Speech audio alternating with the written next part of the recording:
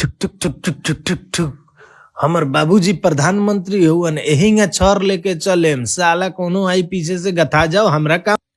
बाबूजी के रोड है तो एकदम सही बा, कर चलाओ जेंगा मन बाटे होंगा।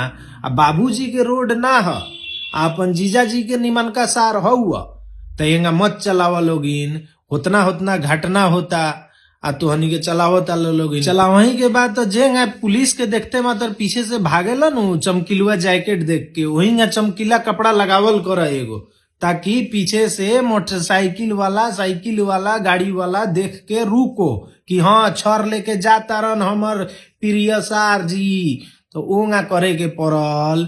आ पुलिस प्रशासन जी, पुलिस महाराज अपने लोग का कर रहा नहीं, खाली हमनिए से पैसा काटे में बाइक रिन्यूअल फेल बा या बा वा बा करके कि इहो लोग के कुछ कराई करे, कड़ी कराई कड़ाई ना हुई तो केहू गथा जाई तो बार बार कैसे सल्टाइम का सल्टे के तो उहो ना सल्टता।